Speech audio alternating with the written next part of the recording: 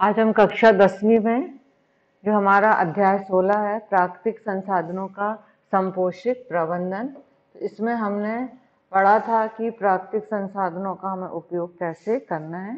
अब हम इसके इस भाग में हम पढ़ेंगे वन जीवन, मतलब वन और वन जीवन के बारे में, क्योंकि वन मतलब जंगल में ही जैव विविधता, आप पढ़े हो ना जैव विविधता वाला पार्ट 9th में, कि जैव विविधता का अधिकांश हिस्सा कहाँ पाया जाता है, जंगल में ही पाया जाता है, वन में पाया जाता है।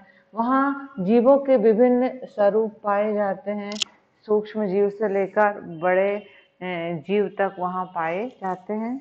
और हमें वहाँ का वनों का संरक्षण करना है, प्राकृतिक संरक्षण करना है, ताकि वो वन संपदा हमारी नष्ट ना हो और उसका उपयोग हम आगे तक करते रहें। तो स्टेक होल्डर मतलब जो जंगल है, जो वन है, तो जो वहाँ की संपत्ति है, पहले बहुत दिनों पहले तक ये जंगल फ्री मतलब स्वतंत्र थे और उन पर जो आसपास जो स्थानीय लोग रहते थे वही जंगल की प्राप्त पदार्थों का उपयोग कर लेते थे। लेकिन अब हमें वन की संरक्षण करना है, क्योंकि ऐसे में क्या होगा, किसी को लकड़ी की आवश्यकता, उसने लकड़ी ले ली, किसी को वहाँ के जो बड़े बड़े वृक्ष हैं वो काटकर अपने मनपसंद वृक्ष लगा लिए। तो इस प्रकार धीरे धीरे क्या होगा कि जंगल के जो उत्पाद हैं वो समाप्त हो जाएंगे, और इसलिए उसको बचाने के लिए हमें वन संरक्षण के बारे में सोचना है। तो आप देखते रहते हैं कि वन के अंदर और इसके निकट रहने वाले लोग अपनी आवश्यकताओं के लिए वन पर निर्भर हैं। वन से पदार्थ भी लेते हैं, फिर उनको बेचते हैं, जैसे गोंद, लाख, और जो लकड़ी प्राप्त कर लेते हैं। और कुछ सरकार का अब एक वन विभाग बना हुआ है, तो वो वनों से प्राप्त संसाधनों का क्या करते हैं, नियंत्रण करते हैं सरकारी स्तर पर। उद्योगपति वनों से प्राप्त तेंदुपत्ती, जिसका बीड़ी उद्योग में काम आता है, और लकड़ी की छालें वगैरह जो कागज मिल में काम आती है, लुगदी बनाते हैं, फिर उससे कागज बनाए जाते हैं। तो बहुत सारे ऐसे वन उत्पाद हैं जिनका उपयोग करते हैं औद्योगिक क्षेत्र में, लेकिन वनों के किसी भी एक क्षेत्र पर निर्भर नहीं करते।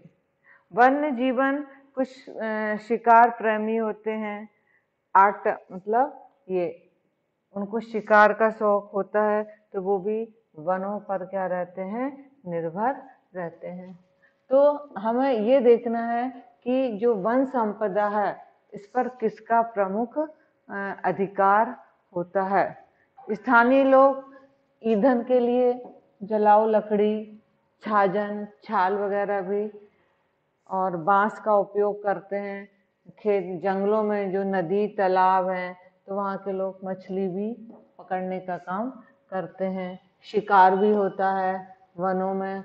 और फल, नट्स आप जानते ही हो, बेरी वगैरह जो औषधि जो होते हैं। और कई तो अपने पशुओं को वन में भी क्या करते हैं, चराते हैं, जहाँ पर उनके चारा जंगल से वन से प्राप्त हो जाता है।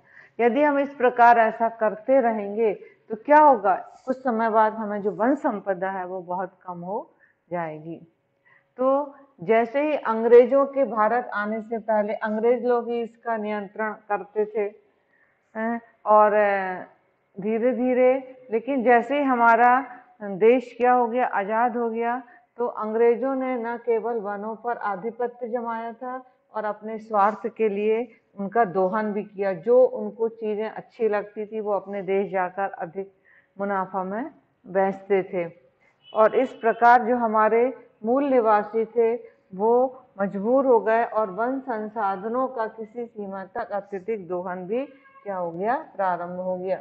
जब स्वतंत्रता हुई तो अंग्रेजों से तो हमने वन तो ले लिए, लेकिन उन वनों का नियंत्रण करना हमें ठीक ढंग से नहीं आया। जो स्थानीय लोग होते थे वो उन्होंने क्या किया, पाइन मतलब चीट, टीक, एक लकड़ी मिलती है टीक की, यूकेलिप्टस, नीलगिरी, तो उन्होंने ये वाले पौधों को जंगलों में लगा दिया और बाकी पौधों को क्या कर दिया, हटा दिया। उससे क्या हुआ कि एक जैव विविधता जो इकोसिस्टम है, पारिस्थितिक तंत्र है, वो क्या हो गया, गड़बड़ा गया और पशुओं के लिए चारा और वनस्पति ये सारी चीजें प्राप्त नहीं हो सकी।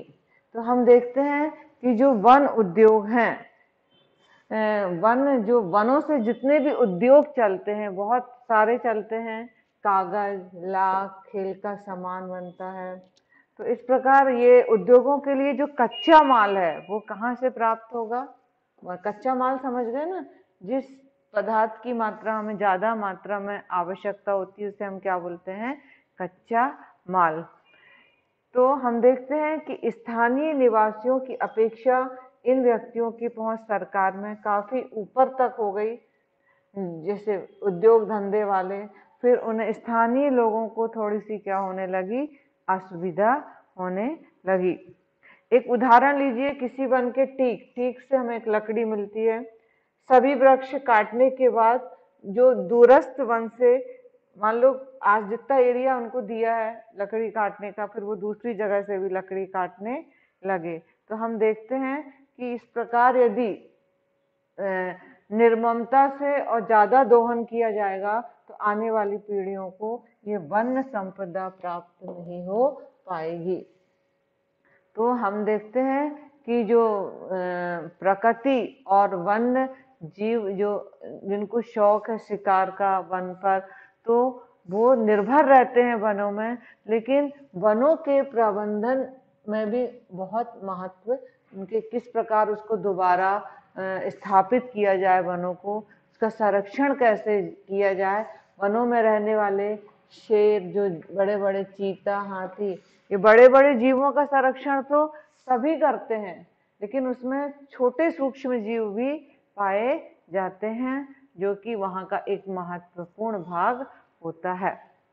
हम देखते हैं कि राजस्थान के एक बिश्नोई समुदाय में क्या हुआ कि उन्होंने वन जंगलों को, पेड़ पौधों को बहुत महत्व दिया और वहाँ पर एक अमृता देवी बिश्नोई थी जो कि पेड़ पौधों को, जंगल में बड़े बड़े वृक्षों को बचाने के लिए उनकी मतलब उन्होंने अपनी जान भी गंवा दी थी। राजस्थान में ये खेजराली गांव था, तो उस खेजरी वृक्षों को बचाने में उन्होंने अपना बलिदान दे दिया था, क्योंकि जो उद्योग धंधे के लिए जो लकड़ी लेने आए थे, उन्होंने पेड़ को काटने के लिए उन व्यक्तियों की भी जान ले ली थी।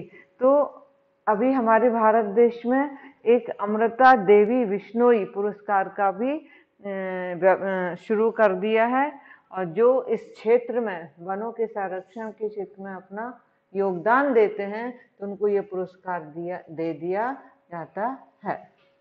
तो इस प्रकार और देखते हैं, हिमालय जो पर्वत है, राष्ट्रीय उद्यान के सुरक्षित क्षेत्र में एल्पाइन के वन है, जो भेड़ों के चरागाह थे, भेड़ लोग वहाँ चरने जाती थी और जो चरवाहे रहते थे वो अपनी भेड़ें घाटी में पूरा चरने के लिए छोड़ देते थे। लेकिन जब से वो राष्ट्रीय उद्यान बना तब से क्या हो गया कि वहां पर भेड़ों को घुसने नहीं मिला, फिर चरवाहा वाला स्थान खत्म हो गया, चरागाह, तो घासें, वहां की घास बहुत लंबी हो गई और लंबाई होने के कारण जमीन पर गिर गई, जिससे नई घास की वृद्धि रुक गई। तो कभी कभी किसी भी एक चीज में परिवर्तन करने से उसका प्रभाव दूसरी ओर भी चला जाता है। तो हमें स्थानीय निवासियों को बलपूर्वक रोकने की प्रबंधन जो नीति है वो लंबे समय तक सफल नहीं हो पाई। तो हम देखते हैं कि इस प्रकार जो वन पारिस्थितिक तंत्र में यदि उसमें हम एक भी परिवर्तन करते हैं, यदि वो परिवर्तन अच्छा नहीं है तो उसका दुष्प्रभाव हमें पड़ता है। तो हमें वन्य जीवन और वन्य संपदा को संरक्षित करना है, और हमारे राष्ट्रीय स्तर पर और हमारी सरकार भी इस बारे में बहुत सारे नियम बनाए गए हैं। और ये जो प्राकृतिक जंगल होते हैं, जो वन होते हैं, इसमें मानव का हस्तक्षेप होता जा रहा है। तो हमें ये मानव के हस्तक्षेप को क्या करना पड़ेगा, कम करना पड़ेगा और वन संरक्षित किए जाएं और उनका लाभ स्थानीय निवासियों को भी मिलना चाहिए। इसलिए मिलना चाहिए क्योंकि वो पास में रहते हैं और वो व्यवस्था भी करते हैं। तो इस प्रकार हम देखते हैं पर्यावरण को पौधों और जंतुओं का सजावटी संग्रह मात्र नहीं माना जा सकता। इसमें हम क्या करना चाहिए, अनेक प्रकार के प्राकृतिक संसाधन प्राप्त होते हैं जंगल से, तो हमें अपने आर्थिक और सामाजिक विकास की आपूर्ति हेतु जो वन संपदा है उसका सावधानी पूर्वक उपयोग करना चाहिए। धन्यवाद।